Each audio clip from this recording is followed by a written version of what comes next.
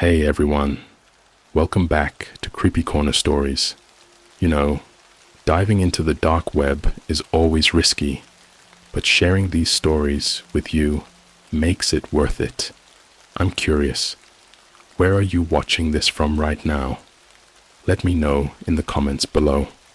I've noticed that these kinds of stories hit differently depending on where you are. It might even make the experience a little creepier. So, tell me, are you watching from the safety of your home or somewhere less secure? I paid for a dark web file claiming to expose the Illuminati. One of the names on the list was my boss's. I'm going to start this off by saying I'm not proud of what I did. I wasn't trying to be a hero, an investigator, or even the main character of some wild story. I was just bored. And bored people make stupid decisions. It started on a Sunday night. I'd just finished binge watching some random true crime docuseries on Netflix. Something about a scammer running a fake wellness retreat. And I fell down one of those rabbit holes on YouTube. You know, the kind where you start with a cooking video and end up watching top 10 creepiest things found in abandoned houses. One video in particular caught my attention. Dark web mysteries, what you're not supposed to see. The thumbnail was like a guy in a hoodie surrounded by glitchy code. Classic clickbait, but I clicked anyway. The video was basically this monotone guy narrating stories about the deep web, mysterious auctions, red rooms, encrypted files being sold for Bitcoin, and something he called Illuminati hit lists. According to him, these were supposedly leaked documents listing people tied to some global conspiracy. Politicians, CEOs, celebrities, your usual suspects, and sometimes ordinary people who knew too much. At first, I was like, yeah, okay, sure buddy. But then he showed screenshots, pixelated file names, Bitcoin wallet addresses, timestamps that were just recent enough to feel real. And the worst part, he said these files were still for sale. I don't know why, but that stuck with me.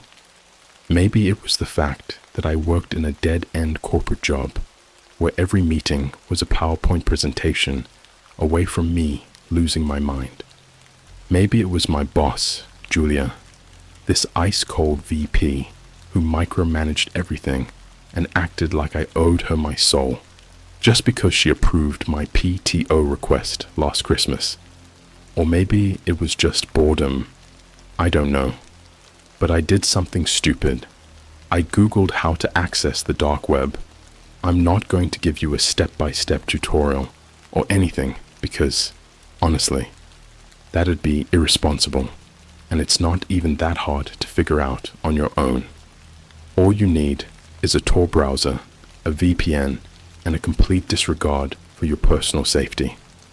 Within half an hour, I was staring at the sketchiest looking interface I'd ever seen, like Craigslist's evil twin. Most of the links were dead or full of garbage, but after some digging, I found a forum called Eclipse Archive. It looked like a conspiracy theorist's dream. Threads about ancient symbols, secret societies, and posts with grainy screenshots claiming to show proof of Illuminati rituals. Most of it was laughably fake. But then I stumbled across a thread titled Exposed Illuminati Ties, New Files, January 2025, with a price tag of $200 in Bitcoin. The post claimed the files contained a verified list of names connected to Illuminati operations, including hidden agents working normal jobs to avoid suspicion. Again, it sounded ridiculous, but the comments, they weren't. People were saying things like, I bought the December, Iki bin 20 dort file. It's legit. Or, this isn't a joke. Be careful who you share it with. One guy even said, I recognize someone on my list. I can't say more. And for some reason, that was all it took. I caved. Buying Bitcoin was surprisingly easy. I transferred $200 from my savings account using a payment app, sent it to the wallet address, and waited. About 10 minutes later, I got a DM from the seller. Download link expires in 24 hours. No refunds. Attached was an encrypted file and a password. By then, my adrenaline was spiking. I was half expecting my Wi-Fi to cut out or my computer to start smoking, but the file downloaded just fine. I opened it, expecting a jumble of nonsense. Instead, it was a clean PDF document, formatted like some government report, with a bold title at the top. Personnel file, January 2, 2025. Do not distribute. The names were listed alphabetically, each with a photo, occupation, and a short paragraph detailing their alleged role in the organization. The first few entries were exactly what I expected.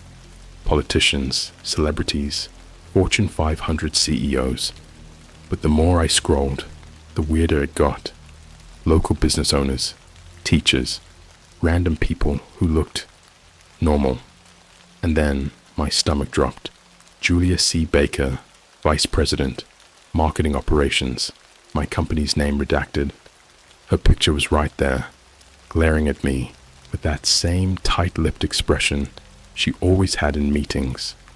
Under her photo, it said, handler assigned to oversee corporate influence operations, specializes in personnel management and psychological manipulation. I laughed out loud. It was reflexive, like my brain didn't know how else to react. I mean, sure, Julia was controlling, but an Illuminati handler? Come on, it had to be a mistake, or a joke. But the more I thought about it, the less funny it seemed. Julia had always been odd. She knew things about people, personal things, that she shouldn't have. She casually dropped comments in meetings like, "How's your dad doing? Heard he's back in the hospital," even if you hadn't told anyone at work about it. People wrote it off as her being nosy. But now, I wasn't so sure. That night, I couldn't sleep. I kept replaying every weird interaction I'd ever had with Julia, every moment that felt off. Like last month, when she called me into her office for a quick chat. She didn't ask about my projects or deadlines. No, she wanted to know why I had been liking posts on Twitter about quitting toxic jobs. I didn't even follow her on Twitter. How had she even seen those? I told myself I was overthinking it. The file was fake. It had to be fake. But then I noticed something on the last page. This document is monitored. Sharing its contents will result in immediate consequences. And in the corner, almost hidden in the background, was a tiny black triangle with an eye in the center. The same symbol was carved into the handle of my office door the next morning. I don't know how I made it through the rest of that Sunday night. I barely slept, kept the lights on, and every little creak or noise in my apartment made me jump. My logical brain kept telling me that this whole thing was some elaborate hoax, but the rest of me, the part still staring at Julia's name in that document, was screaming, "This isn't normal." The next morning, I woke up to my phone buzzing. A work email. Subject line, "Mandatory team meeting, 9 a.m. Guess who sent it? Julia. Of course. Normally I'd just groan and roll out of bed, but now it felt different. I couldn't shake the feeling that Julia knew what I'd done, that somehow she was already one step ahead of me. Still, I got dressed, grabbed a coffee, and drove to the office, like everything was fine. Our building was in one of those glossy downtown high-rises, the kind with reflective windows that made the whole thing look like a giant mirror. I sat in the parking garage for a while, staring at the entrance. My gut told me to call in sick, but my brain reminded me of rent. I went inside. The meeting room was freezing as usual. Julia was at the front, scrolling through her phone like she didn't have a care in the world. She didn't even look up as I walked in. Everyone else was already there, sitting around the long glass table, sipping their Starbucks like it was just another Monday. Except it wasn't. I couldn't stop noticing things that felt off. Lisa, the girl from accounting who always doodled in her notebook during meetings, wasn't doodling. She was just sitting there, staring at Julia, completely still. Mark, the guy who always cracked dumb jokes, didn't even smirk when someone mentioned the weekend football game. And Julia, she finally looked up from her phone, made eye contact with me, and smiled. Not a normal smile. It was too sharp, like she knew something I didn't. "Let's get started," she said, her voice calm, but somehow heavy. The meeting itself was pointless. Some corporate spiel about streamlining processes and enhancing synergies. I barely heard a word. All I could think about was the file. The words psychological manipulation kept echoing in my head, and every time Julia glanced my way, my heart sped up. Halfway through, my phone vibrated in my pocket. I glanced down. Unknown number. I swiped to decline, but immediately got another notification. This one wasn't a call. It was a text. "Delete the file. Now." My stomach dropped. I didn't recognize the number, but something about it felt wrong. Like whoever sent it wasn't guessing. I knew they knew. The rest of the day was a blur. I kept my head down, barely spoke to anyone, and avoided Julia at all costs. By the time I got home, I was exhausted, but my nerves were on fire. The first thing I did was check the door handle. The triangle with the eye was still there, faint but visible, like it had been scratched into the metal with something sharp. I grabbed my laptop and opened the file again, scrolling through it for anything I might have missed. That's when I noticed something weird. The document had been updated. There was a new section at the bottom, a single paragraph in bold red text. "This is your final warning. Stop." I stared at the screen, my hands shaking. I hadn't shared the file with anyone. I hadn't even mentioned it, but it was like someone had been watching me, tracking me. That's when I heard it. A soft tap, tap, tap at the window. I live on the 3rd floor of an apartment building. There's no balcony, no fire escape, nothing. But there it was, clear as day. A hand pressed against the glass, fingers spread wide, as if whoever it belonged to wanted me to see every detail. The fingers were long, almost unnaturally so, and the skin was pale and thin, stretched so tight you could see the veins underneath. I froze. My brain was screaming at me to run, but my legs wouldn't move. Slowly, the hand slid down the glass, leaving behind a faint smudge, and then it was gone. I waited for what felt like hours before I worked up the nerve to look outside. The street below was empty, just the usual rows of parked cars and dim streetlights. But when I looked down at the sidewalk, I saw something that made my blood run cold. A single black triangle, spray painted on the pavement. The next morning, I called in sick.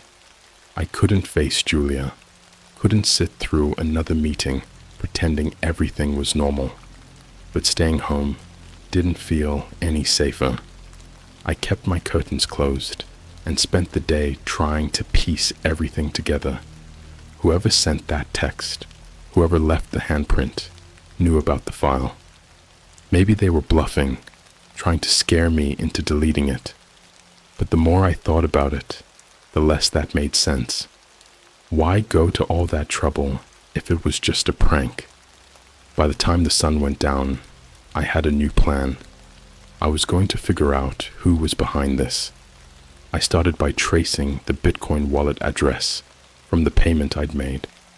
It wasn't easy, but after hours of digging through forums and tutorials, I managed to trace it back to an account with a username, Argentis.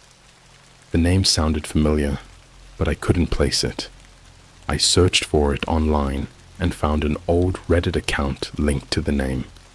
Most of the posts were deleted, but one thread stood out. It was titled, "If you've seen the triangle, it's too late." The post was short, just a few sentences. They watch everything. They see everything. If you've seen the triangle, your only option is to disappear. There were no comments. Around midnight, I heard something outside my door. A faint, scratching sound, like nails scraping against wood. My heart was pounding so hard, I thought it might explode. I grabbed a kitchen knife and crept toward the peephole. At first, I didn't see anything, just the empty hallway. But as I leaned closer, a single word appeared, written in what looked like red marker on the doorframe. Delete. I didn't sleep that night. By morning, the word was gone. By the time the sun came up, I was running on caffeine and paranoia. Every shadow looked like someone watching me. Every sound was a threat. But the worst part? The door. The word delete might have been scrubbed clean, but I could still feel its presence, like it was burned into the wood. I wanted to believe I was imagining things. Maybe I'd been watching too many horror stories online or listening to conspiracy podcasts on repeat. Maybe this was just a stress-induced spiral, but deep down, I knew the truth. This wasn't in my head. Someone, or something, wanted me to shut up and stay quiet, and it wasn't about to stop. Around 9 a.m., I got a text, another unknown number. My stomach tightened as I opened it. This time, it wasn't a warning. It was a photo. The image showed my office building, taken from the street. It wasn't some generic shot. This was recent. You could tell by the overcast sky, the half-empty parking lot, and the bright green scarf that I knew belonged to Kelly, the receptionist. She was standing outside near the entrance, looking bored, her phone in hand. The message below the photo was simple. Missing work is not advised. I dropped my phone like it was on fire. My hands were shaking, and my heart felt like it was trying to escape my chest.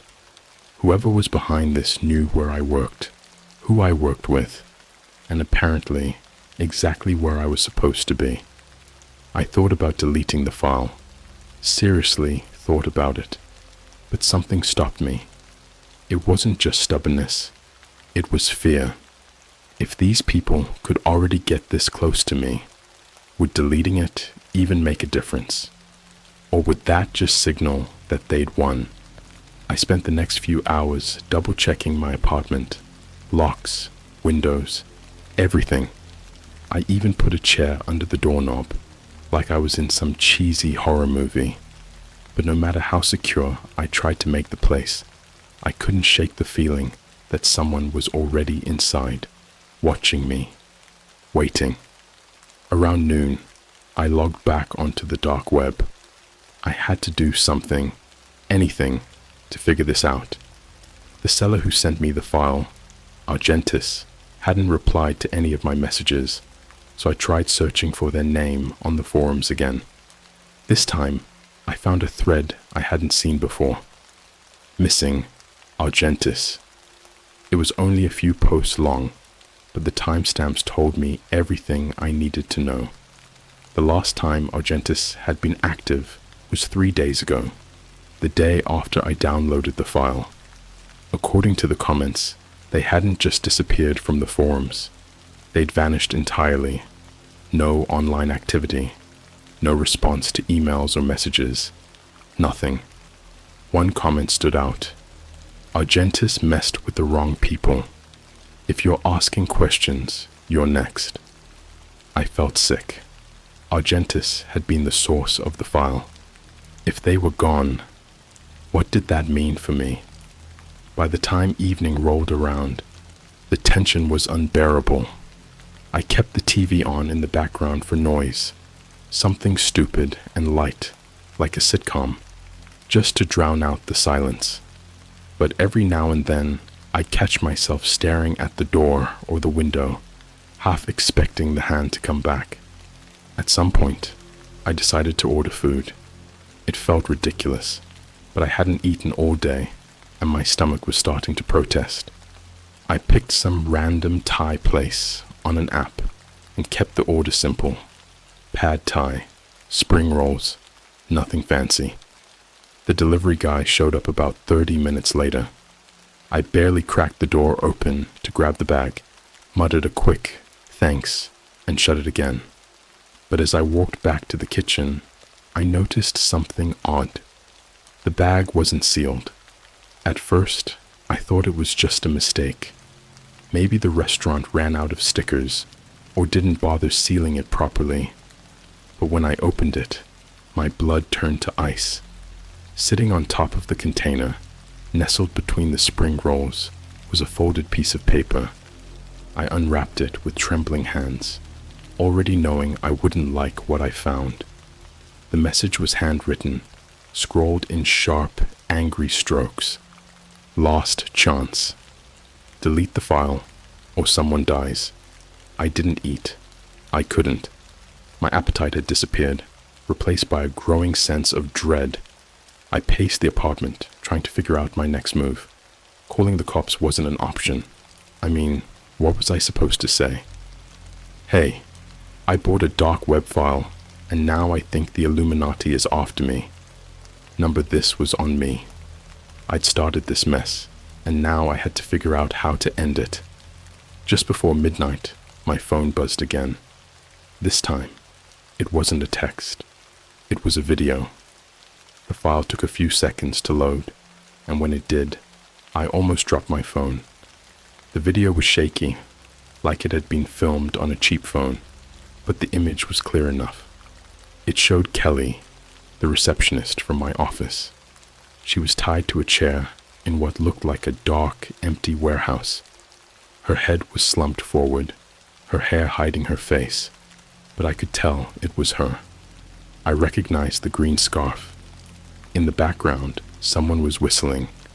The tune was slow, deliberate, and it made my skin crawl. The camera moved closer, and I could see that Kelly's hands were shaking, her fingers twitching like she was trying to free herself. Then the video cut to black. No explanation, no demands, just gone. I stared at my phone, my mind racing. Was this real? Was it a setup? The rational part of me wanted to believe it was fake, that this was just another scare tactic. But deep down, I knew it wasn't. The look on Kelly's face, what little I'd seen of it, was too real, too raw. I didn't sleep that night. How could I? Every time I closed my eyes, I saw Kelly, tied up and helpless, with that awful whistling echoing in my ears. I thought about calling someone, Julia, maybe, or even Mark from accounting. But what would I say? That I'd gotten involved in something I didn't understand, and now our receptionist was in danger. Number I had to fix this myself. The next morning, I opened the file one last time. I don't know what I was looking for. Maybe a clue, maybe something I'd missed. But as I scrolled through the names, I noticed something I hadn't before. A small note at the bottom of Julia's entry. Active participant, oversight division. What the hell did that mean? Oversight of what? My company wasn't involved in anything shady. At least, not as far as I knew. But the more I thought about it, the more it started to click. Julia's weird behavior, her obsession with control, the way she always seemed to know what everyone was doing, even when she shouldn't.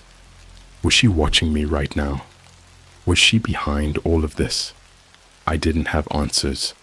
All I had was a sinking feeling that whatever was happening, I was in way over my head. And if I didn't act fast, someone was going to get hurt. Or worse. I spent most of that day pacing my apartment like a caged animal, every shadow out of the corner of my eye making me flinch. My brain was on overdrive, trying to figure out who was behind the threats, the messages, the video of Kelly, and what I was supposed to do about it. The longer I thought about it, the more my paranoia grew. Was Julia really involved? Or was I just connecting dots that weren't there? And if she wasn't the one pulling the strings, who was? My mind went to the file again.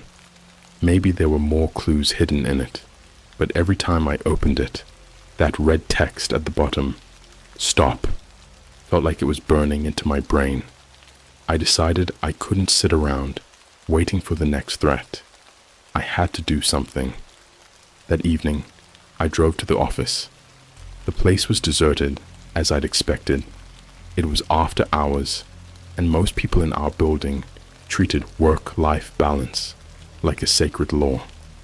I parked in the nearly empty garage, my car the only one besides a lone black sedan near the elevator. As I walked through the lobby, the hair on the back of my neck stood up. Something about the silence felt wrong, oppressive, like the air itself was pressing down on me. I kept glancing over my shoulder, half expecting to see someone following me, but the place was empty. Or so I thought. When I got to the elevator, I saw something that stopped me dead in my tracks. The security camera above the door had been smashed, its lens shattered, wires dangling like ripped veins. The jagged edges of the metal casing glinted under the dim fluorescent lights. I should have turned around right then and there, but I didn't. My office was on the 14th floor. The ride up felt like an eternity, the elevator groaning and rattling like it might break down at any second. When the doors finally opened, I stepped out into the hallway, and my stomach sank. The lights were off. Normally, there were motion sensors that activated as soon as you stepped out of the elevator, but now the entire floor was bathed in darkness, the only light coming from the faint green glow of the exit signs. I hesitated, my fingers tightening around the flashlight app on my phone before taking a step forward. My footsteps echoed unnaturally loud against the tiled floor. The further I walked, the more I noticed something was off. The air felt heavier, colder, and there was this faint metallic smell, like pennies left out in the rain. At first, I thought it was just my nerves playing tricks on me, but then I saw it. A single bloody handprint smeared across the frosted glass door to the conference room. I froze, my heart pounding so hard it felt like it might burst out of my chest. The handprint was fresh, bright red, the edges still wet and dripping.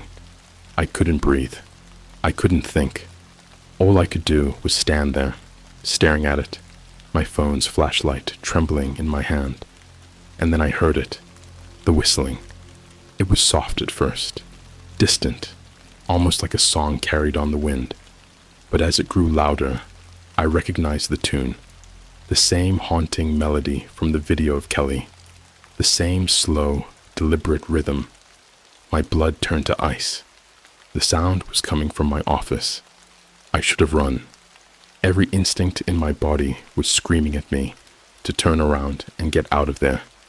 But something, curiosity, fear, stupidity, kept me moving forward. The door to my office was slightly ajar, the pale blue glow of my computer screen spilling out into the hallway. The whistling was louder now, almost deafening. and I could feel my pulse pounding in my ears. I pushed the door open with trembling hands, my phone's flashlight sweeping across the room. It was empty, or so it seemed at first. But then I noticed the chair behind my desk. Someone was sitting in it. Their back was to me, their head tilted at an unnatural angle. Long, pale fingers drummed rhythmically against the armrests, perfectly in sync with the whistling. Who are you? I stammered, my voice barely more than a whisper. The figure didn't move. Why are you doing this? I tried again, taking a cautious step forward. Still nothing. And then, without warning, the whistling stopped. The silence was worse. Slowly, the figure turned to face me, their movements jerky and unnatural, like a puppet being yanked on strings. When I saw their face, my stomach dropped. It was Kelly, but not Kelly. Her skin was pale, almost gray, and her eyes were glassy, unfocused, like she wasn't really there. Blood trickled from the corners of her mouth, staining the green scarf still tied around her neck. "Delete it," she rasped, her voice hollow and robotic, like it was coming from somewhere far away. I stumbled back, nearly dropping my phone. "Kelly, Before I could finish, she stood up. Her movements were stiff and unnatural, her limbs bending in ways they shouldn't. She took a step toward me, and I could see the bloody marks around her wrists where she'd been tied up. "You have to delete it," she repeated, her voice growing louder, more insistent. I turned and ran. The elevator ride down was a blur. My hands were shaking so badly I could barely press the button, and when the doors finally opened, I sprinted to my car without looking back. But as I got in and slammed the door, something caught my eye in the rearview mirror. The black sedan was gone, and in its place was a single black triangle spray-painted on the concrete.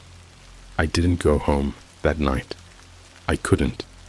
Instead, I drove aimlessly through the city, trying to piece together what had just happened. Was Kelly even alive? Or had I just seen something else? Something pretending to be her? Every time I closed my eyes, I saw her face, blank, lifeless, bloodied. Her voice echoed in my ears. "Delete it." But no matter how much I wanted to, I couldn't bring myself to do it. Not yet, because something told me that deleting the file wouldn't fix anything. It would only make things worse. I didn't go home for 3 days. I couldn't.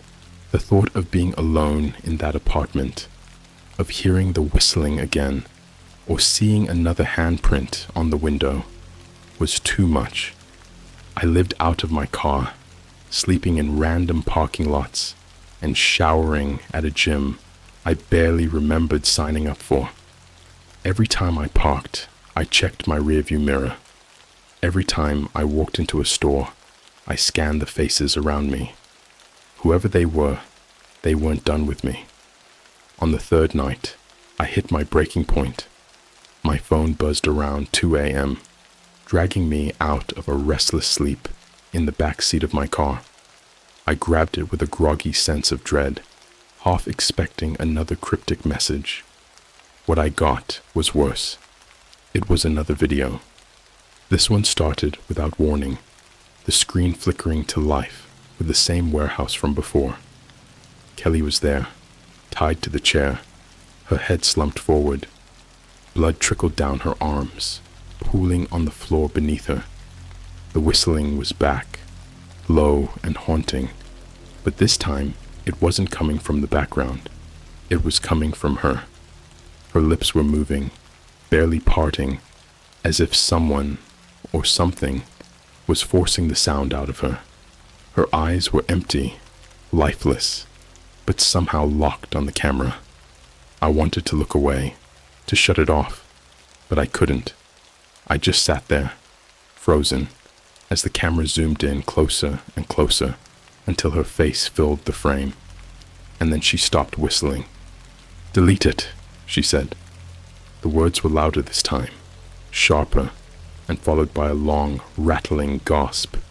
It wasn't a plea anymore. It was a command. Then the screen went black. I sat there for what felt like hours, staring at my phone. My mind was racing. Whoever sent the video knew exactly where I was. They were tracking me, watching me. There was no point in running anymore. If I wanted this to end, I had to confront it head on. I opened my laptop, the cursed file still sitting on my desktop, like a ticking time bomb. For a moment, I just stared at it. My finger hovered over the delete key, but something stopped me. Some stubborn part of me still wanted answers. I opened it one last time. The file had changed again. The red text at the bottom was gone, replaced by a single line in black. "Meet us." Below, it was an address. No explanation, no instructions, just an address in the industrial part of the city. I recognized it immediately. It was the warehouse from the videos. My stomach churned. Every instinct told me this was a trap, that going there was signing my own death warrant. But what choice did I have? The drive to the warehouse felt like stepping into a nightmare. The streets were dark and empty, the kind of eerie silence that made you feel like the whole world was holding its breath. When I pulled up, the building loomed over me, its windows shattered and walls streaked with graffiti. The faint glow of a single light bulb hung over the entrance, casting long shadows that seemed to move on their own. I killed the engine, grabbed the knife I kept in the glove compartment, and stepped out. My legs felt like jelly, but I forced myself to move, each step toward the door heavier than the last. The metallic smell hit me before I even crossed the threshold. Blood. Inside, the air was cold and damp, the kind of chill that seeped into your bones. The whistling started almost immediately, faint and echoing through the empty space. I followed it, my heart pounding in my chest, until I reached the center of the warehouse. Kelly was there. She was still tied to the chair, but now her head was tilted back, her mouth frozen in a silent scream. Her green scarf was gone, replaced by a jagged red line across her throat. The blood was fresh, pooling around her feet, and her lifeless eyes stared up at the ceiling. I staggered back, bile rising in my throat. That's when I noticed them. They were standing in the shadows, a dozen figures in black suits and blank white masks. They didn't move, didn't speak, just watched me with an almost inhuman stillness. My knife felt useless in my hand, like a toy against whatever they were. One of them stepped forward, the mask glinting in the dim light. They reached into their pocket and pulled out a phone, holding it up so I could see the screen. It was a live feed of my apartment. The camera was pointed at my front door, and as I watched, the feed zoomed in. Someone had carved the triangle symbol into the wood, deep and deliberate. "Why are you doing this?" I choked out, my voice barely above a whisper. The figure tilted their head, almost curiously, and then spoke. The voice was distorted, mechanical, and utterly inhuman. "You broke the chain," it said. "Now you're part of it." Before I could react, the feed changed. It was showing my parents' house now, their living room lit by the flickering glow of the TV. The camera zoomed in on my mom, sitting on the couch, completely unaware. The figure held the phone out to me, almost like an offering. "Delete the file," they said, "or we'll delete them." My hands were shaking so badly, I could barely hold the knife. I wanted to fight, to scream, to do something, but all I could do was nod. "Good," the voice said. "Finish it." I stumbled back to my car. my vision blurred with tears, the metallic taste of fear in my mouth. When I got home, I didn't waste any time. I opened the file, dragged it to the trash, and hit delete. Then I went one step further. I wiped the entire hard drive. Every file, every trace of my existence on that laptop, gone. For a moment, there was silence. Then my phone buzzed. One final message. You're free. For now. That was 6 weeks ago. I quit my job, changed my number, and moved to a new city. But the paranoia hasn't left me. Every time I see a black triangle or hear someone whistling, I freeze. I've even stopped using the internet, terrified that one wrong click could drag me back into that nightmare. The worst part, sometimes I still hear the whistling, soft, faint, just outside my window, and I don't know if it's real or if they're just waiting for me to break the chain again. I joined a dark web chat about celebrity cloning. Someone sent me a video of my favorite singer with a scar that wasn't there before. Alright, here's the deal. I wasn't trying to get myself into anything shady. I'm just a regular guy, okay? I work a 9 to 5 at a boring office job. I spend way too much time scrolling TikTok and Reddit, and my Friday nights usually involve cheap takeout and video games. Nothing extraordinary. That night started the same way any other boring night would. I'd just polished off a greasy burger from McDonald's. The fries were soggy as usual, and was scrolling aimlessly on YouTube. I don't know how I got there, but I ended up on one of those rabbit holes, the creepy, dark web stories kind. You've seen them, right? The ones where the narrator has this robotic voice and tells you about people stumbling across hitmen for hire or cursed items for sale. The stories were so obviously fake that I started laughing out loud. Like, who actually buys haunted clown dolls on the dark web? But there was one story, something about celebrity clones, that weirdly stuck with me. It was about how A-listers were being replaced by these high-tech copies controlled by shadowy organizations. Sounds dumb, right? But the narrator was so detailed, talking about hidden scars and subtle behavior changes. I couldn't shake it. I don't know why, but something about it got under my skin. So, like an idiot, I decided to check out the dark web myself. It wasn't hard to get started. A few Google searches later, I had Tor downloaded on my laptop. I know, bad idea. But at the time, it felt like a fun, harmless way to kill a few hours. Once I was in, the first thing I noticed was how unimpressive it all was. I guess I expected some kind of cyberpunk horror movie vibe, but it was just a bunch of boring-looking sites. Most of it was the kind of stuff you'd expect. Fake passports, counterfeit cash, and shady business opportunities. Nothing mind-blowing. I was about to call it a night when I found a link that caught my attention. It was called The Mirror Room. The name gave me chills. I don't know why, but it felt ominous, like something out of a horror movie.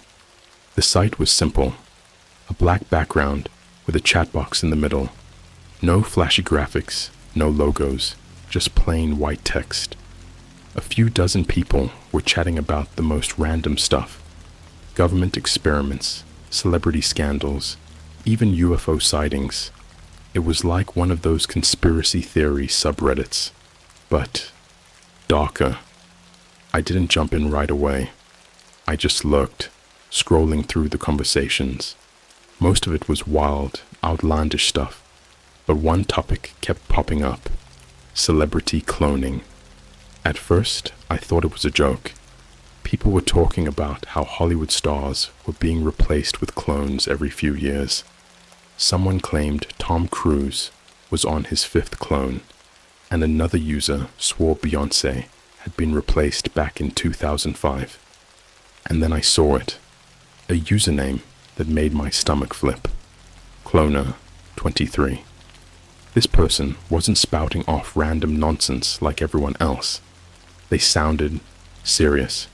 Their messages were specific, almost clinical. Clone identifiers include scars, speech anomalies, and behavioral inconsistencies. Look for rapid changes in public personas. Clones are typically manufactured with genetic imperfections to maintain plausible deniability. Most have a distinctive mark. It was unsettling. I couldn't tell if they were crazy, trolling, or actually knew something. I was about to close the site when someone in the chat asked Cloner23 for proof. Show us something real. Anyone can make stuff up. For a moment, the chat went silent. Then, Cloner23 replied, "Check your email. You'll see." I rolled my eyes. Classic internet bluff, right? Except, about 5 minutes later, I got an email too. I hadn't given out my address. I hadn't even typed anything into the chat room. The email had no subject line, just a single link to a file-sharing site. My heart started racing. Every rational part of me screamed, "Don't click it. This is a scam, or worse, some kind of virus." But my curiosity was louder. I hesitated for a long time, hovering my mouse over the link. Finally, I gave in. The file was a video, a few minutes long. I downloaded it, half expecting my laptop to implode the second I opened it. But the video played. It started with shaky footage of a concert. The camera zoomed in on a stage, and I recognized it instantly. Taylor Swift's 2019 performance at Madison Square Garden. I wasn't some die-hard Swiftie or anything, but I liked her music, and I'd definitely seen clips from that show before. She was singing Lover, bathed in pink and blue lights, her blonde hair catching the glow.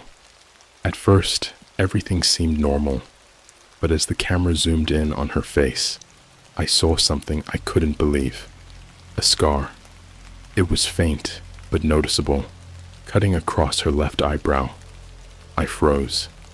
I'd watched tons of interviews, music videos, and performances with Taylor Swift. That scar wasn't supposed to be there. The camera stayed focused on her face, like whoever filmed it wanted me to notice the scar. At the end of the video, the screen went black, and a message appeared in stark white text. "This is not who you think it is." My stomach dropped. I couldn't breathe. The first thing I did was search for photos from that concert. I pulled up high-res images, videos, fan-captured clips, anything I could find. In all of them, her face was flawless. No scar. So what the hell had I just seen? For the rest of the night, I sat there, staring at the paused video, replaying it over and over again. I couldn't sleep. All I could think about was that scar and the chilling message that came after. The scariest part, I wasn't sure I wanted to know the truth. I barely slept that night. The video kept replaying in my head, especially that last frame, the scar, and those words, "This is not who you think it is." It was like an itch I couldn't scratch, the kind that burrows deep into your brain and refuses to let go. I thought about deleting it. Maybe I should have. But instead, I watched it again. This time, I paid closer attention. The crowd noise was loud, but off. It was almost too perfect, like it had been layered over the footage. The camera never panned away from Taylor. Even when she moved across the stage, the shot stayed locked on her face, like whoever filmed it didn't care about the rest of the performance. And that scar, it didn't look new. It was slightly raised, the kind of mark that sticks around for years. I started obsessing. I pulled up interviews from that same year, slowed them down, froze every frame, but there was no scar. Nothing. I found footage from a week before the concert, and again, her skin was flawless. So where the hell had it come from? The next day, I went back to the mirror room. I didn't want to, but I couldn't stop myself. I needed answers. The chat was just as active as before, with people spouting the usual conspiracy theories about government mind control and alien hybrids. But Cloner 23 wasn't online. I typed into the chat for the first time. Does anyone know about the Taylor Swift video? The replies came fast. LOL, another one. They got you too. Shut up and forget it. Seriously. One user, Deep Dive 7, DM'd me directly. Their message was short. Don't talk about it here. You'll get noticed. Use this. They sent me a link to a private chat room. Against my better judgment, I clicked it.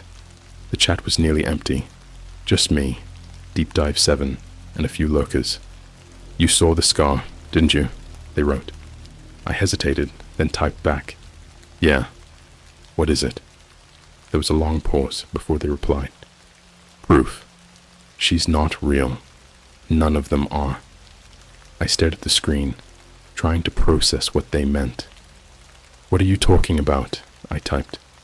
Celebrity cloning. It's not just a theory. It's real. Most A-listers are replaced by clones once they're too old, too damaged, or too difficult to control. I didn't know what to say. It sounded insane, but then again, so did the video. Taylor's scar is from a procedure, they continued. Sometimes the cloning process isn't perfect. Mistakes happen. Scars, glitches, changes in behavior. They're usually small enough that people don't notice. But sometimes, they do. Who's doing this? I asked. Another long pause. Then, you don't want to know. I should have stopped there. I should have closed the chat, deleted the video, and gone back to my normal, boring life. But I couldn't let it go. Over the next few days, I spiraled. I started digging deeper, spending hours on conspiracy forums and shady websites. The more I looked, the more I found. There were entire threads dedicated to spotting clone glitches in celebrities. A video of a news anchor whose face seemed to flicker for a split second. A clip of a pop star freezing mid-performance, like a robot powering down. And then there were the scars. It wasn't just Taylor. People had compiled photos of other celebrities with unexplained marks. Thin, straight scars across foreheads, necks, even wrists. They all looked the same, like surgical incisions. I didn't know what to believe anymore. 3 days after I got the video, I noticed something strange. I was at work, scrolling through Instagram during my lunch break, when I saw a post from Taylor Swift's official account. It was a selfie, the kind she posts all the time. Just her, smiling at the camera, captioned with something cute and harmless. But something was off. Her left eyebrow was perfectly smooth. No scar. I stared at the photo, my stomach twisting. The scar had been there in the video. I was sure of it. But here she was, flawless as ever. The comments were normal. Fans freaking out over how pretty she looked, speculating about new music. No one else noticed anything strange. That's when I realized they fixed it. Later that night, I got another email. The subject line said, "Stop." The message was short.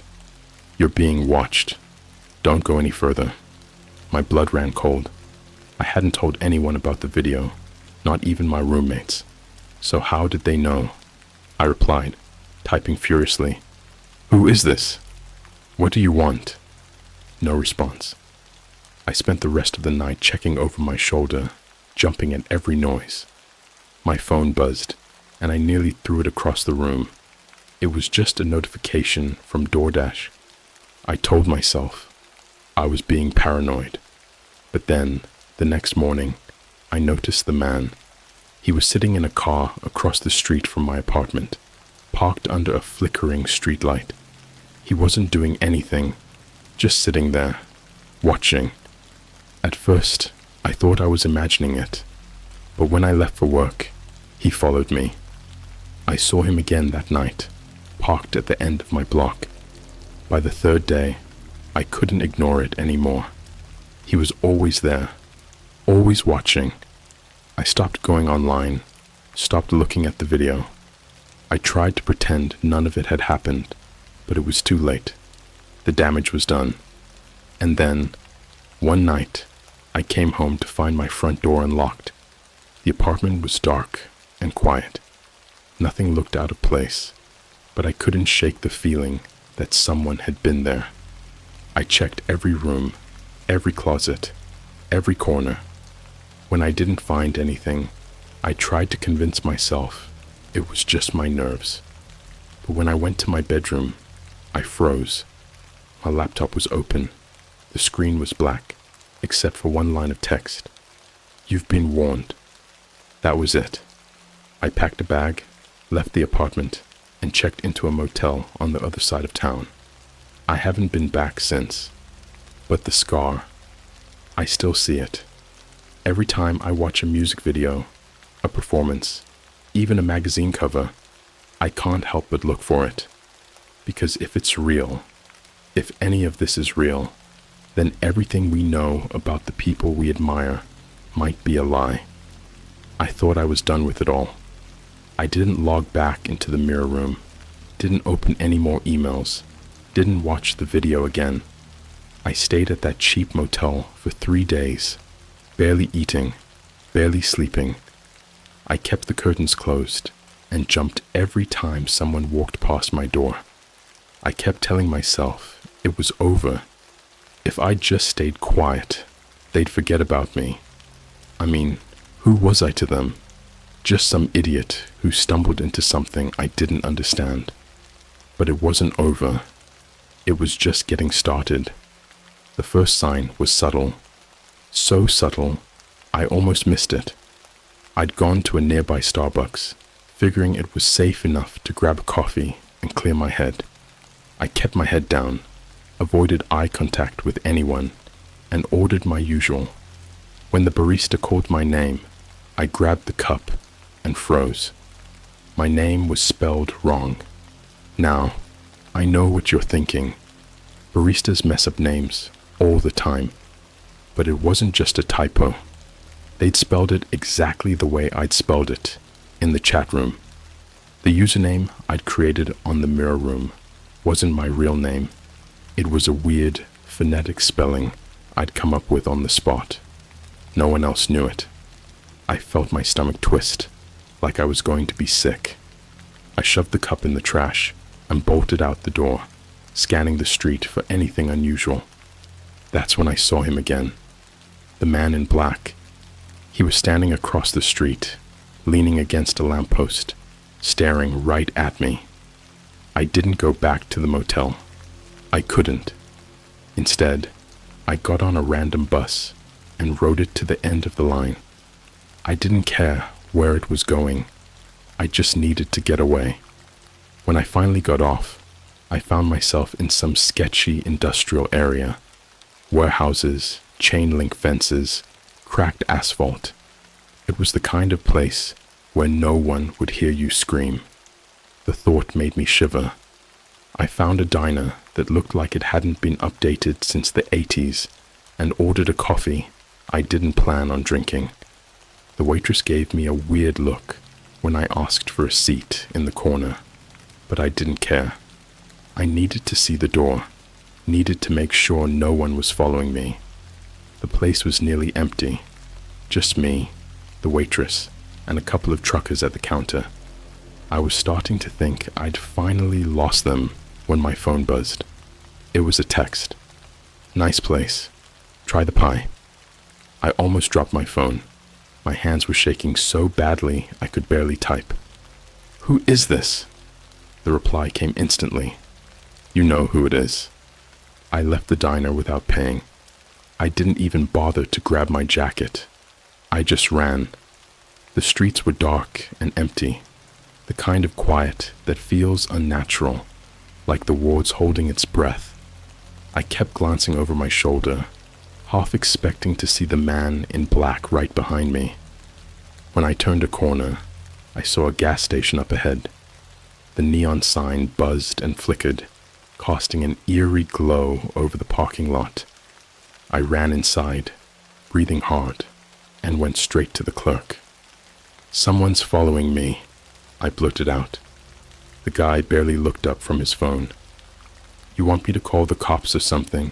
I nodded, trying to catch my breath. But before he could grab the phone, the bell above the door jingled. I turned and saw him, the man in black. He walked in like he owned the place, calm and deliberate, his face obscured by the brim of his hat. For a second, we just stared at each other. My heart was pounding so hard, I thought I might pass out. Then he smiled. It wasn't a normal smile. It was too wide, too forced, like he was mimicking something he'd seen but didn't quite understand. "I told you to stop digging," he said. His voice was low and even, with just a hint of something off, like static in the background. The clerk looked between us, confused. "Hey man, is there a problem here?" The man in black didn't answer. He just kept smiling, and then he pulled out a knife. The clerk backed away, his hands in the air. Whoa, take it easy." I stumbled backward, tripping over a rack of candy bars. The man in black didn't even flinch. He stepped closer, the knife glinting under the fluorescent lights. "You shouldn't have watched the video," he said. "You shouldn't have asked questions." I scrambled to my feet, my mind racing. There was no way I could fight him. The guy was at least 6 feet tall, and he moved like he'd done this before. "Why are you doing this?" I managed to choke out. His smile faltered for a moment, and his eyes, cold, unblinking, seemed to bore into me. "You saw something you weren't supposed to see," he said, "and now you're a liability." Before I could respond, he lunged. I don't remember much after that, just flashes, the knife slicing through the air, the clock shouting, the sound of glass shattering as I grabbed a display case and threw it at him. Somehow, I made it out alive. I don't know how. Maybe the clock called the cops, or maybe the man in black decided I wasn't worth the effort. All I know is that I ran. I ran until my legs gave out, until my lungs felt like they were on fire. When I finally stopped, I was in the middle of nowhere. No lights, no cars, no people. Just me and the darkness. That was 2 days ago. I haven't gone back to my apartment. I haven't checked my email, but I know they're still watching. Every time I close my eyes, I see that scar. And every time I open them, I feel like someone's standing just out of sight, waiting for the right moment to strike. I don't think this will end until they get what they want, and I don't think I'll be around to find out what that is. After what happened at the gas station, I stopped running, not because I wasn't scared. If anything, I was more terrified than ever, but I realized something chilling. They always found me. No matter where I went, how far I ran, they were one step ahead. I had no plan, no options. All I could do was wait and hope I'd figure something out before they decided to finish the job. The motel I ended up at was the kind of place where no one asked questions. The carpet smelled like mildew. The walls were thin enough to hear every cough and argument from the rooms next door, and the clerk didn't even glance up when I handed him cash for the night. It felt safe enough for the moment. But then came the knock on the door. It was just after midnight. I'd locked myself in the bathroom, sitting on the floor with my back against the tub, the knife I'd taken from the diner clutched in my hand. Every sound made my skin crawl, the hum of the air conditioner, the occasional thud from the room above me. When I heard the knock, I froze. It wasn't loud, just a soft, steady tapping. Tap, tap, tap. I crept to the door, my heart racing. The peephole showed nothing but an empty hallway. No shadows, no movement. I waited, holding my breath, and then I heard it again. But this time, it wasn't from the door. It was coming from the window. The curtains were drawn, but I could see the silhouette of a figure standing outside. I didn't move, didn't make a sound. My phone buzzed in my pocket, and I almost dropped it. I pulled it out and saw a text from an unknown number. Let me in. I nearly threw the phone across the room. My hands were shaking as I typed back, "Leave me alone." The reply came instantly. "You know I can't do that. We need to talk." My mouth was dry, my palms slick with sweat. I didn't respond, but they didn't stop. "You don't understand what you've seen. It's bigger than you. Open the door. This isn't about you. It's about keeping control." I didn't know what they meant, and I didn't care. I just wanted them gone. But when the knocking started again, louder this time, I knew they weren't going to leave. I grabbed the knife and yanked the curtain back, ready to fight. The figure standing outside wasn't what I expected. It wasn't the man in black. It wasn't anyone I recognized. It was me. Or at least, it looked like me. Same face, same clothes, same terrified expression. It was like staring into a warped mirror. The copy raised a hand, pressing its palm against the glass. Its lips moved, but no sound came out. I stumbled back, tripping over the bed. And then the text came through. "Now you see why we need to talk." I don't remember opening the door. I don't even remember deciding to. But somehow, I was standing face to face with a thing that looked like me. Up close, the differences were subtle but unmistakable. Its skin was too smooth, too perfect, like it had been airbrushed. Its eyes didn't blink, and its movements were stiff, mechanical. "You need to come with me," it said. Its voice was flat, emotionless, like someone reading from a script. "No," I said, gripping the knife tighter. "I'm not going anywhere." Its head tilted slightly, like it was studying me. "You don't have a choice. They're watching. They're always watching." "Who?" I demanded. "Who's watching?" The copy didn't answer. Instead, it reached into its pocket and pulled out a phone. It handed it to me, its hand unnaturally steady, like a mannequin's. The screen lit up with a video. The footage was grainy, like it had been taken from a security camera. It showed a room, a sterile, white lab filled with equipment I didn't recognize. In the center of the room was a metal table, and on the table was me. My stomach churned as I watched the copy of myself, lying there, motionless, tubes and wires snaking out of its body. "This is where you were made," the copy said, its voice eerily calm. "You're not who you think you are." I dropped the phone, backing away. "You're lying. This is some kind of trick." "Is it?" it asked, stepping closer. "Think about it. The headaches, the gaps in your memory, the way they always find you, no matter where you go."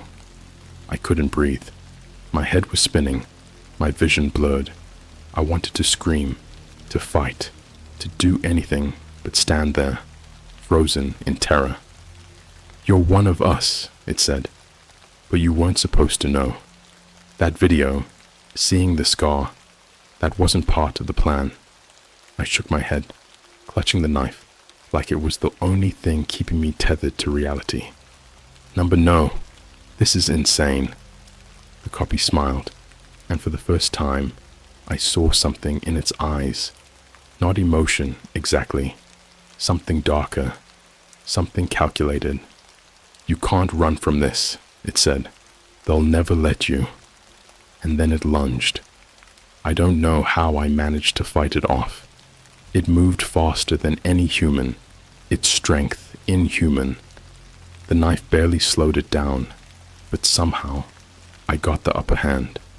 When it finally stopped moving, its body twitched like a broken machine. The blood, or whatever was inside it, was black and thick, seeping out of its wounds like tar. I stumbled back, gasping for air, staring at the thing that was supposed to be me. That's when I heard the sound. Footsteps, dozens of them, echoing in the hallway outside, and then a voice. "Room 17. Move in." They'd found me, and this time I knew there was no escaping. The footsteps in the hallway were slow, deliberate, and far too many. Each one echoed like a countdown. I froze, my back pressed against the farthest wall of the motel room, the knife still trembling in my hand. The body, or whatever it was that had been my copy, lay crumpled on the floor, leaking black, viscous fluid. The smell was sharp and chemical, like burnt plastic. I couldn't stop staring at its face. Even in death, it still looked like me. Too much like me. Then the voices started. "Target located. Room secure. Move in." The lock on the door rattled, then clicked. I darted into the bathroom, locking the flimsy door behind me. My mind was racing. There was no way out, just the door I'd come through, and the tiny window above the shower. It was too small for me to squeeze through. I gripped the knife tighter, my hands slick with sweat. I could hear them outside, their voices calm, professional. Containment protocol initiated. Deploying asset recovery. They weren't rushing. They didn't need to. They had me cornered, and they knew it. I pressed myself into the corner of the bathroom, the knife shaking in my grip. My heart was pounding so hard, I thought it might burst. The motel door creaked open. I don't know what I expected to see. Maybe more men in black, or another copy of myself. But when I peered through the crack in the bathroom door, my blood ran cold. The thing that stepped inside wasn't human. It was tall, unnaturally thin, with long, jointless limbs that moved like liquid. Its skin was pale and smooth, almost translucent, and its face, if you could call it that, was featureless, except for two glowing white eyes. It tilted its head as it scanned the room, moving with a predator's grace. I covered my mouth, trying not to scream. This wasn't just about clones. This was something else. Something worse. The creature sniffed the air, its movements eerily precise. It didn't walk. It glided, its feet barely touching the floor. It stopped by the body of my copy, crouching low to examine it. One long, spindly finger dipped into the black fluid leaking from its wounds. I couldn't look away. The creature raised the finger to where its mouth should have been and absorbed the fluid. Its glowing eyes brightened for a moment, and it let out a low, guttural sound. Then it stood and turned toward the bathroom door. I backed up as far as I could, my chest heaving. I didn't even realize I was crying until I felt the tears streaming down my face. The handle turned, slowly. It pushed the door open, the flimsy lock snapping like it was made of paper. And there it was, towering over me, its head tilting again as it studied me. For a moment, it didn't move. Then it reached out, one long skeletal hand extending toward my face. "No!" I screamed, slashing wildly with the knife. The blade connected, slicing through its arm. The creature recoiled, its arm dangling by a thin thread of sinew, before snapping off completely. But it didn't bleed. Instead, the severed limb dissolved into a puddle of that same black fluid. which oozed across the floor like it was alive, creeping toward the creature's feet. And then the fluid began to reform. The arm regrew, seamless and unbroken, as if I'd done nothing at all. I knew I couldn't fight it, not with a knife, not with anything I had, but I wasn't going to just stand there and die. I lunged forward, ducking under its outstretched arm, and bolted out of the bathroom. The room was filled with men in black suits, their faces blank and unreadable. They didn't react to me, didn't even try to stop me as I ran past them. All their attention was on the creature. "Subject unstable," one of them said, his voice eerily calm. "Engaging containment." I didn't wait to see what that meant. The hallway outside was empty, but I could hear more footsteps coming from the stairwell. I ran the other way, my legs burning, my lungs screaming for air. The fluorescent lights flickered above me, casting strange shadows on the walls. I reached the end of the hallway and found a door marked roof access. I didn't think. I just threw it open and ran up the stairs. The rooftop was cold and windy, the city stretching out below me in every direction. I leaned over the edge, looking down at the street. It wasn't that far of a drop. 2 stories, maybe 3. I might survive it. But before I could decide, the door behind me burst open. I turned to see the creature standing there, its glowing eyes fixed on me.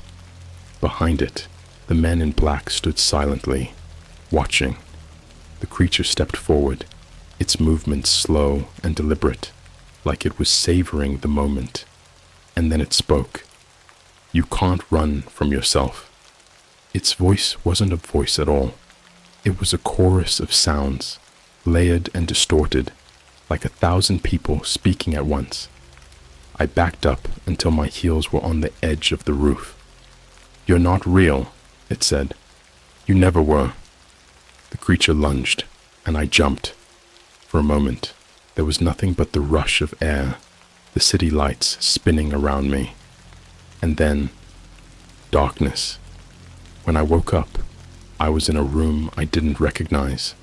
The walls were white and sterile, the air heavy with the smell of antiseptic. Machines beeped softly around me, their screens displaying data I didn't understand. I tried to move, but my body didn't respond. That's when I saw the reflection in the glass panel across from me. It wasn't my face, not entirely. The features were close, but not perfect. Too symmetrical, too smooth, too artificial. And in the corner of my left eyebrow, there was a faint, straight scar. A voice crackled to life over a hidden speaker. "Subject 42 is stable. Initiating reprogramming." I tried to scream, but no sound came out. The last thing I saw before everything went black was my reflection, staring back at me with wide, unblinking eyes. It was smiling.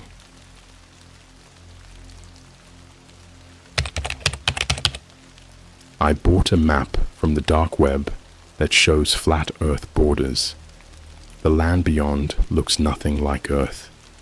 All right, before you judge me, just know that I'm not some conspiracy nut. I didn't grow up wearing tinfoil hats or arguing with people about lizard people running the government. I'm just curious. Too curious for my own good, apparently. This whole thing started one of those nights where you fall down a YouTube rabbit hole.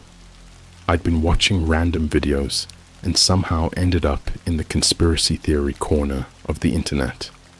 You know the vibe. Dudes with blurry screenshots claiming they cracked the code of some ancient mystery. I wasn't taking it seriously. I was just bored.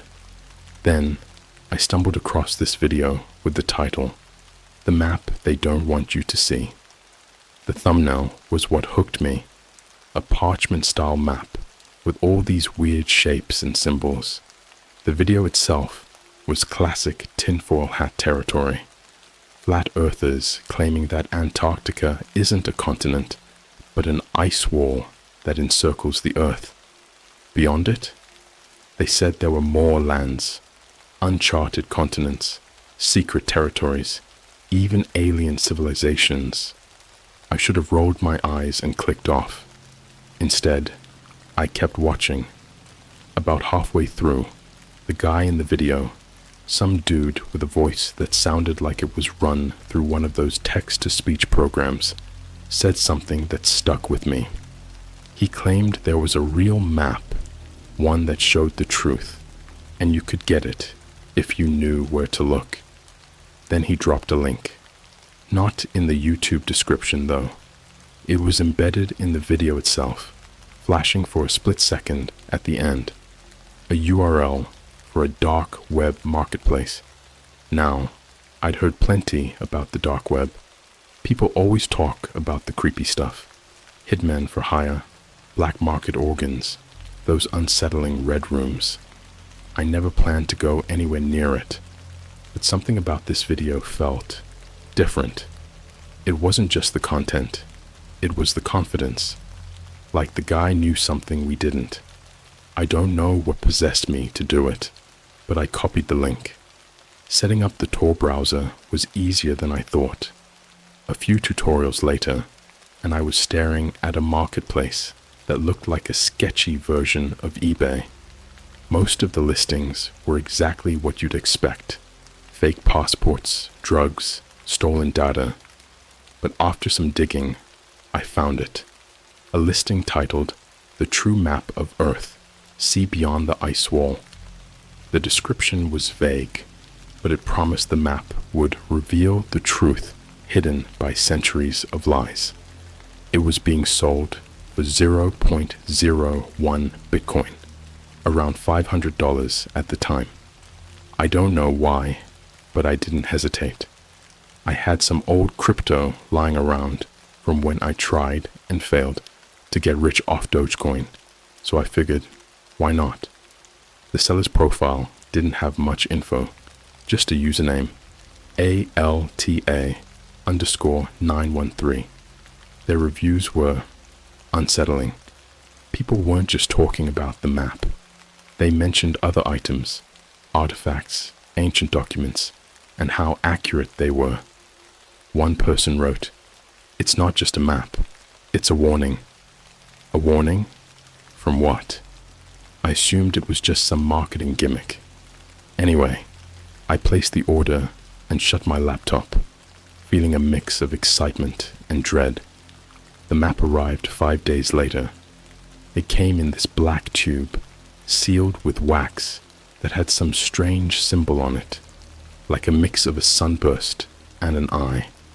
There was no return address, just my name and a tracking number. I almost didn't want to open it, but at this point, I was too curious to stop. When I unrolled it, my first thought was how old it looked.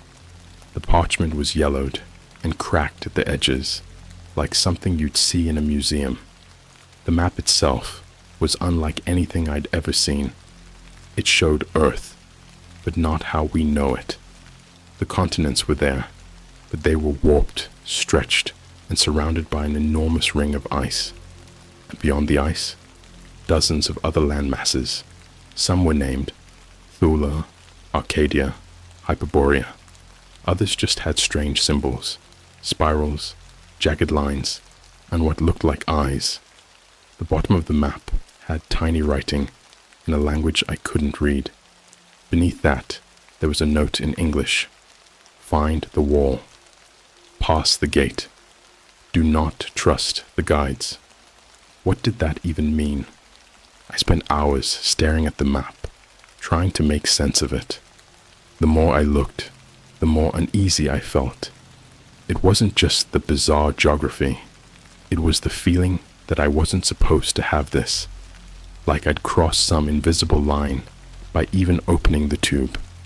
I shoved the map into my desk drawer and told myself it was just a novelty item, a scam meant to trick idiots like me out of their money. But that night, Something happened that made me realize this was no joke. My phone buzzed at 2:37 a.m. It was an email from an address I didn't recognize. The subject line read, "Have you opened it yet?"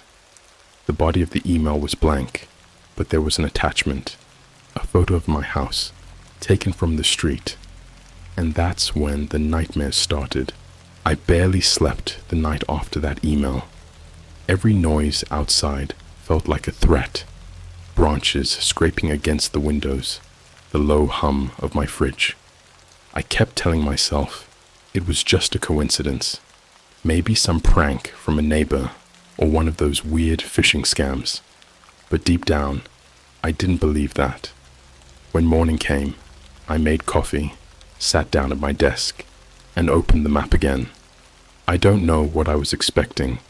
Some hidden clue, some detail I'd missed. But the map felt heavier somehow, like it carried this presence I couldn't shake. The names of the lands beyond the ice ring stared back at me. Hyperborea, Ultima Thule, Lemuria. My eyes kept drifting to the tiny writing at the bottom of the map, the English instructions mixed with those strange symbols. I ran a reverse image search on the map, trying to find anything similar. Nothing came up. It was like this thing didn't exist in the digital world. No replicas, no historical references, nothing. Then the email started again. This time, there were 3, each sent an hour apart. The subject lines were variations of the same thing. You shouldn't have opened it. Return what you found. And the last one, you've been marked. I deleted them immediately, but they didn't stop. By the end of the day, I'd gotten over a dozen. Some were blank, others contained cryptic messages like "it's watching you now," or "they don't forgive trespassers."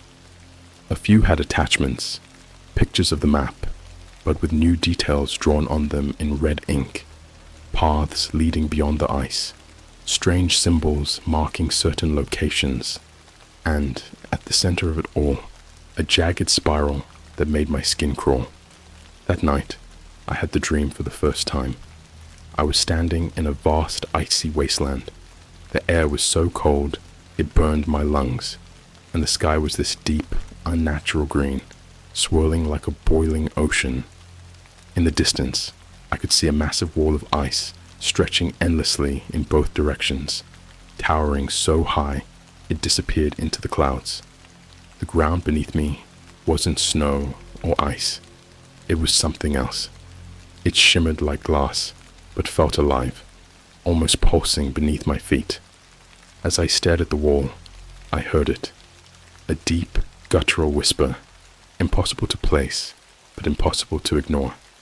It didn't speak words, at least not ones I could understand, but the meaning was clear. Come closer. When I woke up, my hands were shaking. My clock read 3:33 a.m., and my bedroom felt wrong. It was too quiet, like the whole world had stopped. That's when I noticed my desk drawer was open. The map was lying on my desk, unrolled, even though I was sure I'd put it away the day before. Over the next week, things got worse. The emails kept coming, more frantic and threatening. One had a link to a video that made my stomach churn. It was grainy, like it was recorded on an old VHS camera. The footage showed a person, tall, gaunt, with their face obscured by what looked like a mask made of ice. They were standing in a room full of strange symbols carved into the walls, holding something rolled up in their hands. My map. The figure tilted their head toward the camera, and the video cut to black. But just before it ended, a message flashed on the screen for a split second. I had to replay it over and over to catch it. The gate is real. I stopped sleeping. My phone started acting up again. Random static. Apps opening and closing on their own. One night, it started ringing at exactly 2:37 a.m. The caller ID was blank, just a string of numbers that didn't make sense. When I picked up, there was no voice on the other end, just the sound of wind. No, not wind, breathing, slow, deliberate, and inhuman. A few days later, I decided to get out of the house. I thought maybe some fresh air and normalcy would help. I went to a nearby Starbucks, brought my laptop, and tried to focus on work. But as I sat there, I noticed someone watching me. He was sitting 2 tables away, pretending to read a newspaper, but he wasn't turning the pages, and his eyes weren't moving. He was just staring at me, over the edge of the paper, unblinking. His face was pale, almost waxy, like a mannequin, and his hands trembled slightly as he gripped the paper. When I glanced at him directly, he smiled. Not a friendly smile, a sharp, predatory grin that didn't reach his eyes. I packed up my stuff and left. As I walked to my car, I glanced over my shoulder. He was standing at the window, still holding the newspaper, still smiling. That night, the dream came back, but this time, it was different. I wasn't alone. There were figures in the distance, moving toward me through the ice and snow. They were tall, impossibly tall, with elongated limbs and faces obscured by hoods. They didn't walk.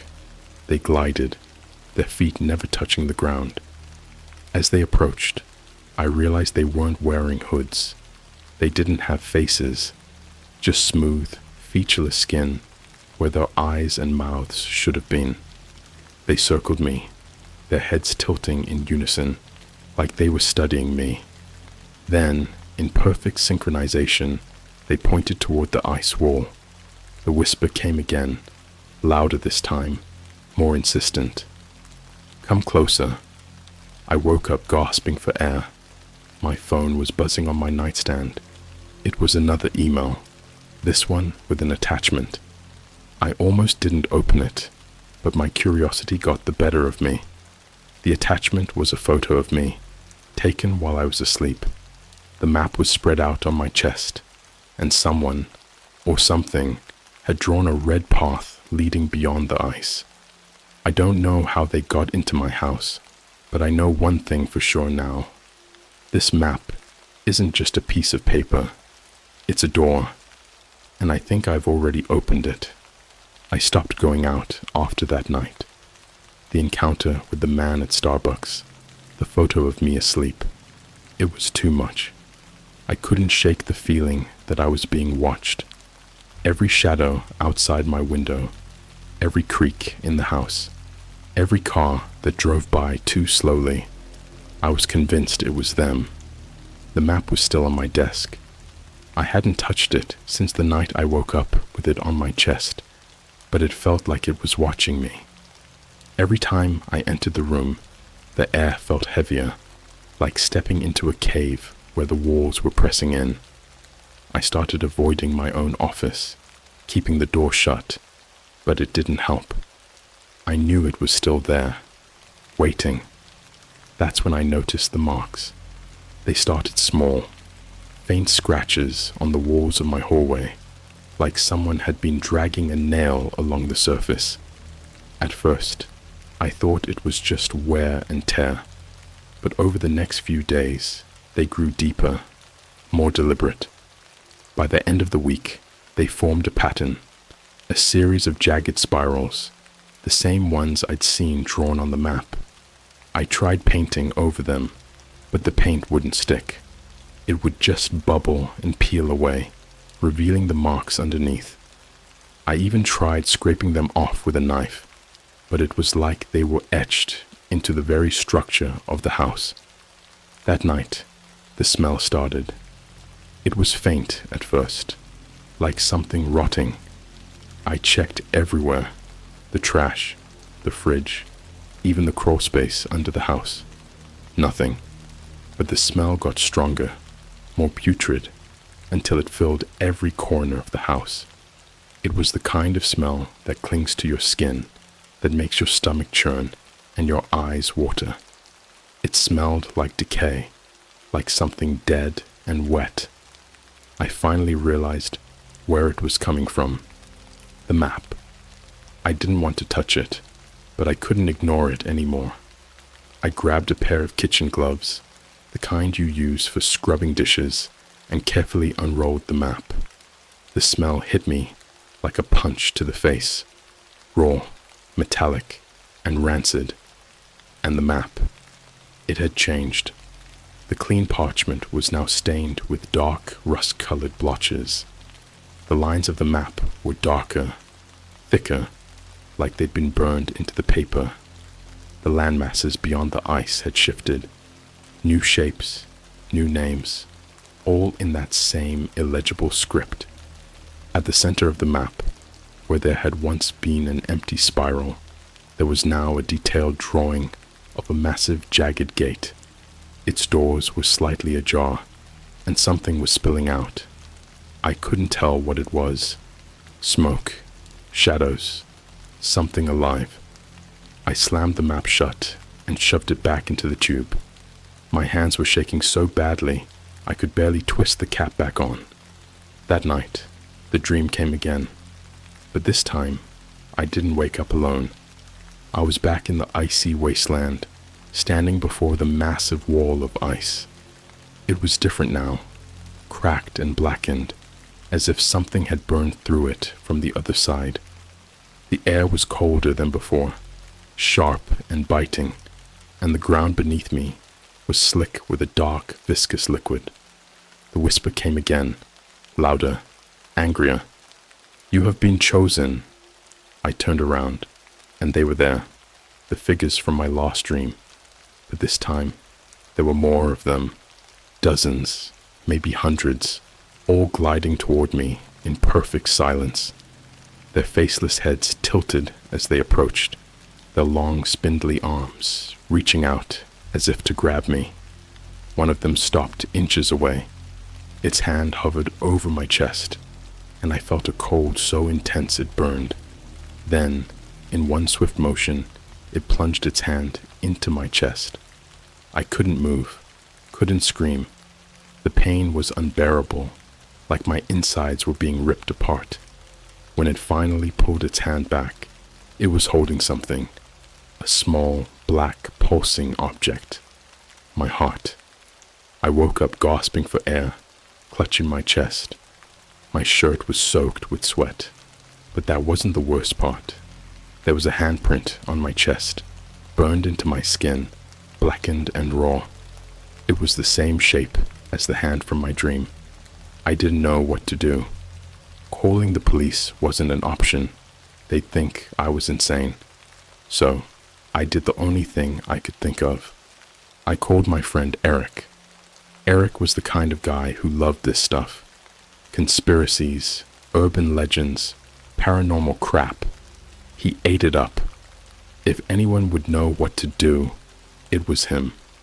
I hadn't told him about the map before, but now I laid everything out. The map, the emails, the dreams. I even showed him the handprint. He didn't laugh. He didn't call me crazy. Instead, he just nodded, like he'd been expecting this. "I've heard of this before," he said. "The map, the gate. It's not a conspiracy. It's real. But you've gone too far, man. You've opened something that can't be closed." "What do I do?" I asked. "You can't get rid of it," he said. "That's not how this works. It's attached to you now. Wherever you go, it'll follow." I wanted to scream, to tell him he was wrong, but deep down, I knew he wasn't. That night, the map came alive. I was in bed when I heard it. A low, groaning sound, like metal bending under pressure. I went to my office and found the map unrolled on my desk, even though I'd sealed it in the tube. The lines on the map were moving, shifting, forming new patterns. The ice wall on the map cracked, and the gate at the center began to open wider. And then I heard the footsteps, slow, deliberate, coming from the hallway outside my room. I grabbed the nearest thing I could find, a heavy lamp, and crept toward the door. The footsteps stopped just as I reached the hallway. The air was so cold, I could see my breath. There was a figure standing at the end of the hall, tall and thin, its head tilted at an unnatural angle. It was holding the map, even though I could still see it lying on the desk behind me. The figure raised a hand and pointed at me, and then it spoke. "You have been chosen." Its voice was deep, guttural, and impossibly loud, echoing through the house. I don't remember what happened next. I just remember waking up on the floor, the map clutched in my hands, and the word "come" burned into the wall above me. I knew then that this wasn't going to end. Not until I followed the map. Not until I passed the gate. After that night, I knew I couldn't just sit around and wait for whatever was coming. Eric was right. It wouldn't stop. The map had me, and it wasn't letting go. If I wanted this nightmare to end, I had to follow it, to find the gate, wherever it was. I spent the next 2 days trying to piece together the map's clues. The red markings, the paths, the symbols had to mean something. The lines leading beyond the ice ring weren't random. They converged on one spot, marked with an unfamiliar glyph that resembled a twisted eye. I ran the map through every filter, scanner, and imaging program I could find, but it gave me nothing. The glyph was unique, almost as if it was alive, shifting slightly every time I looked away. The instructions at the bottom of the map still haunted me. Find the wall. Pass the gate. Do not trust the guides. I didn't tell Eric what I was planning. I figured the less he knew, the safer he'd be. I packed a bag, just the essentials, clothes, food, and a few things I thought might protect me. A flashlight, a hunting knife, a small Bible. I'm not religious, but in situations like this, you cling to whatever you think might help. The next clue came from an unexpected place. My phone. At exactly 3:33 a.m., I got a text from an unknown number. It was a single word. Go. Attached was a location pin, somewhere in the middle of nowhere, deep in the Canadian wilderness. I stared at the pin for a long time, my mind racing. It had to be a trap, right? But I couldn't ignore it. Something, or someone, wanted me there. I booked a flight to Calgary and rented a car. From there, I drove north for hours, the scenery growing more desolate with every mile. The further I went, the less my phone worked. By the time I reached the pin, I was completely off the grid.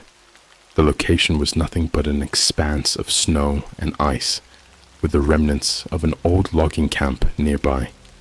The air was freezing, and the wind howled like it was alive.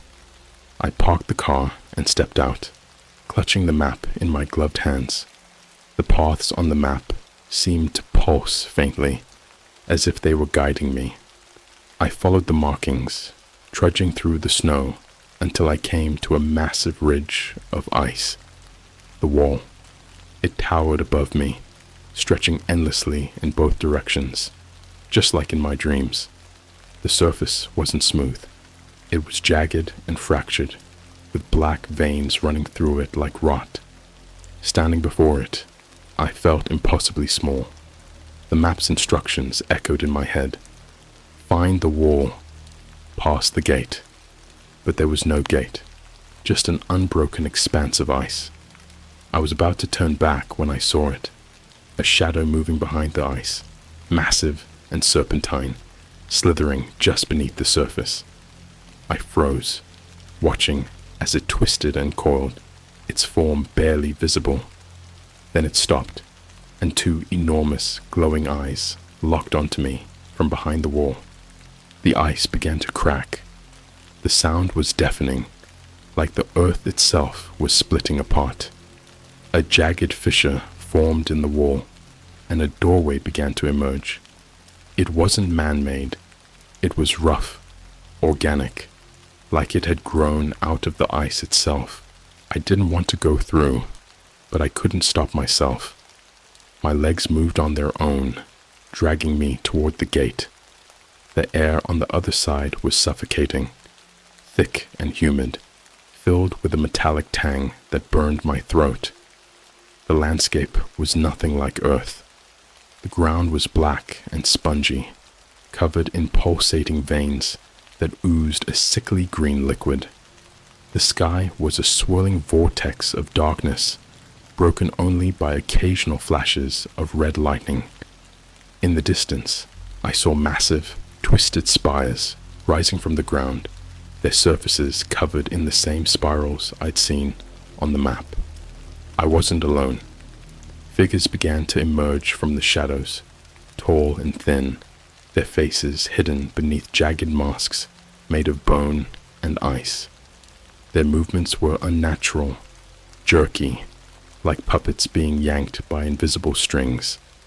They didn't speak, but I could hear whispers all around me, growing louder with every step.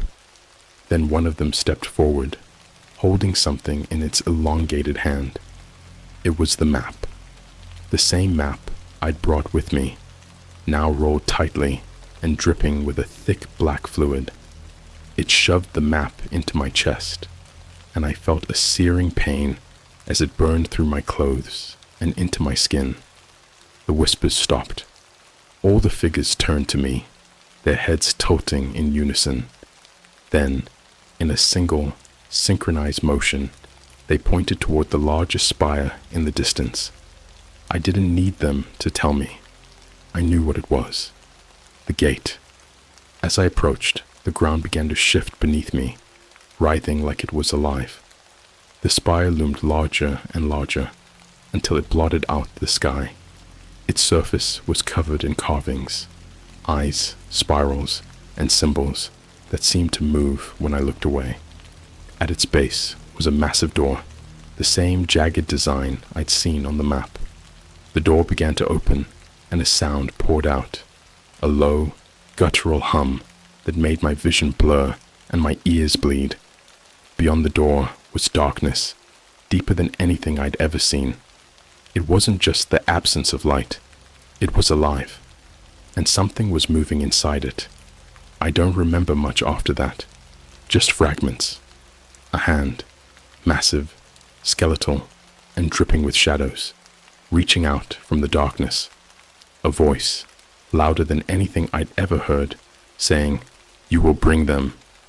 The sensation of being pulled apart, like my body was unraveling thread by thread. When I woke up, I was back in my car, parked at the edge of the logging camp. The map was gone, but the handprint on my chest was darker, more pronounced, and there was something else, a message carved into the windshield, written in the same jagged script I'd seen on the spire. It read, "The door is open." I drove for hours, not stopping until I reached the nearest town. My phone still doesn't work, and every reflective surface shows something that isn't there. Shapes moving in the distance, watching, waiting. I don't know what's coming, but I know one thing. I didn't close the gate. Whatever was on the other side, it's here now, and it's hungry. The days after I left the gate have been a blur. Sleep is impossible now. Every time I close my eyes, I'm back there, standing before the massive spire as that thing claws its way through the darkness. I can still hear the voice, not with my ears. It's inside me now, a low, guttural growl that never stops. The worst part, I'm not alone anymore. It started small. At first, it was just shadows. I'd catch glimpses of them in the corner of my vision. Dark, flickering shapes that disappeared the moment I turned my head. Then, they started lingering. I'd see them reflected in windows and mirrors, standing motionless, always just behind me. I'd turn around, and there'd be nothing there. But I could feel them, watching, waiting. The first time I saw it directly, I was in a gas station bathroom, somewhere outside Edmonton. I'd stopped for a moment to splash cold water on my face, trying to shake the exhaustion. When I looked up, my reflection wasn't alone. Standing behind me was a figure, tall and thin, its face covered in a jagged ice-like mask. Its hand was resting on my shoulder, its fingers impossibly long and sharp. I didn't scream. I didn't even move. I just stared at it, frozen with terror, until the lights in the bathroom flickered and went out. When they came back on, I was alone again. But my shoulder burned, and when I pulled down my shirt, there were 5 blackened marks, like claw burns etched into my skin. The markings on my chest and shoulder have started spreading. Black veins crawl outward from the burns, twisting around my torso like roots. They pulse sometimes, as if something is moving beneath my skin. I've tried cutting them out, but every time, the wounds just close on their own, leaving the veins intact. I don't think they're veins anymore. I think there's something else, something alive. It's not just my body that's changing. Things around me are too. Animals won't come near me anymore. Birds scatter when I walk outside, and stray dogs growl and bare their teeth if I get too close. My phone doesn't work. Not really. It buzzes constantly, even when it's off, and when I turn it on, all I see are distorted images of the map. The symbols shift and twist, like they're trying to tell me something. And the whispers, they're everywhere now. I hear them in the wind, in the hum of streetlights, in the static of the TV. They're getting louder, more insistent, and I can't drown them out. 2 nights ago, I woke up to find the shadows in my room. They weren't flickering anymore. They were solid, standing in a circle around my bed, their faceless heads tilted in unison. One of them stepped forward and placed a hand on my chest.